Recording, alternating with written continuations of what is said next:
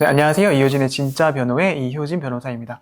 무료한 시간을 달래기 위해서 랜덤 채팅 어플리케이션을 통해서 대화를 나눈 도중에 성매매 행위에 이르렀는데 알고 보니까 상대 여성이 미성년자인 경우 어떤 점들이 문제가 되고 이런 문제를 어떻게 하면 잘 해결할 수 있는지에 대해서 오늘 여러분과 말씀을 나눠보도록 하겠습니다.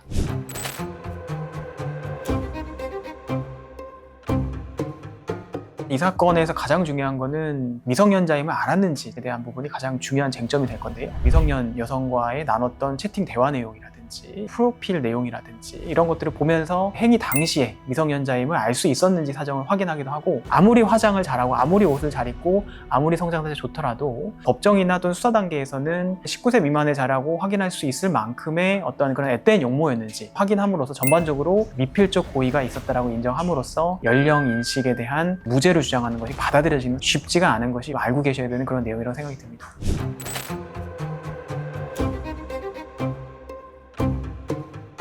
이런 아동 청소년을 대상으로 이제 성매매 행위나 즉 성을 산 사람을 처벌하는 경우에는 이제 1년 이상 그리고 10년 이하의 유기징역에 처한다. 근데 상대방이 16세 미만의 자다라고 하면 형기의 2분의 1을 가중한다라고 하는 가중처벌 조항도 있습니다. 16세 미만의 아동 청소년 경우에는 성적 가치관이라든지 판단 능력 같은 것이 충분히 성장하지가 않았기 때문에 합의라고 하는 그런 명목하에 성행위에 이르렀다면 강간과 마찬가지로 형법상에서 징역 3년이라고 하는 유기징역 이상으로 처벌이 될 수가 있습니다. 실질적으로는 구속이 되냐 안 되냐가 일단 가장 중요할 거고, 검찰에서는 보통 한 7년 정도를 구형을 하는 것 같아요. 실무적으로는 3년에 집행유예 5년 이 정도의 그 형량이 선고가 된다면 구속이 안 되기 때문에 잘 나오는 것이다라고 생각하실 수도 있고요. 그렇지 않다면은 집행유예 없이 3년이 넘어가는 유기징역으로 처할 수도 있고, 이렇게 생각하시면 될 것 같습니다.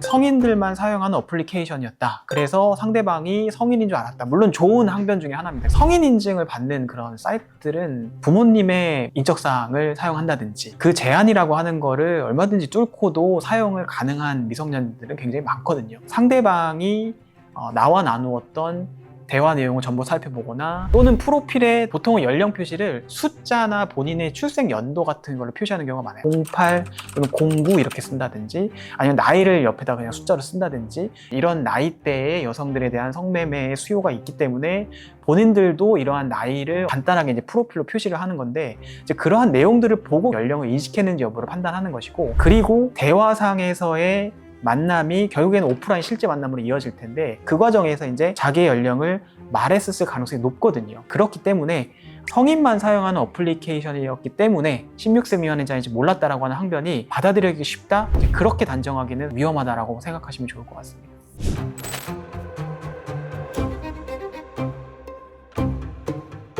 그것도 이제 성착취물 제작에 해당합니다. 내가 직접 촬영하지 않는다 하더라도 상대방이 촬영하도록 하는 것이기 때문에 그게 성착취물 제작에 해당한다. 영상통화를 하는 과정에서 상대방 여성에게 이러한 행위를 해라, 어떤 신체 부위를 만지라 라고 하는 것들에 대한 지시나 어떤 주문이 들어갔다고 한다면 그 모습을 촬영하지 않았다 하더라도 성착취물 제작에 해당한다라고 하는 대법원의 판례가 있습니다. 이제 강요하거나 하는 것들이 음행, 강요, 매개 또 행위가 될 수 있고, 그 과정에서 어떤 음란한 말들을 했으면 성희롱 행위도 될 수도 있고요. 어떠한 행위든지 잘게 쪼개서 검사님께서는 여러분들을 처벌받도록 하려는 모든 구성을 다 할 거다라고 생각하시면 좋을 것 같습니다.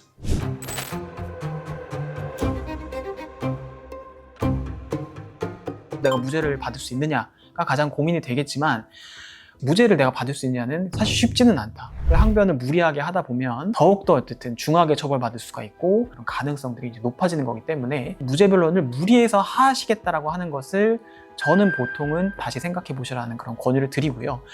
그렇지 않고 내가 이제 인정을 해야겠다라고 하는 상황이 간다면 어떻게 하면 선처를 받을 수 있느냐, 그거를 도와드리는 거는 저희가 이제 조언을 드릴 수 있는 부분이 있다는 걸 생각하시면 될 것 같습니다. 피해자가 아동 청소년이다 하면 압수수색은 무조건 들어오고요. 잘못하면 구속영장까지도 발부될 수가 있습니다. 그런 경우에는 재판에 회부되기 전에 사전구속영장이 나와서 구속 상태에서도 수사와 재판에 임하게 되는 경우도 많습니다. 그렇기 때문에 방어를 내가 안일하게 한다고 하면 생활이라고 하는 게 아예 중단된 채 어떻게 내가 처분이 나올지를 전전긍긍하면서 시간을 보낼 수밖에 없는 거거든요. 이렇기 때문에 아동 청소년이 피해자로 되어 있는 사건이다, 혼자서 안일하게 대응하시지 말고 어떻게 해결할지에 대해서는 반드시 유능한 변호사님을 찾으셔서 해결해 보시는 게 좋겠다는 말씀을 꼭 드리고 싶습니다. 내가 받아야 되는 처벌만큼 처벌받기 위해서라도 꼭 유능한 변호사, 특히나 저희를 찾으시면 굉장히 좋고요. 그런 변호사님들을 찾으셔서 현명하게 잘 대응하시기를 꼭 말씀을 드리고 싶습니다. 오늘 영상이 여러분들께 도움이 되셨다면 구독과 좋아요 그리고 댓글까지 남겨주시면 너무나 감사드리겠습니다. 다음번에 더 좋은 영상으로 여러분을 찾아뵙도록 하겠습니다. 감사합니다.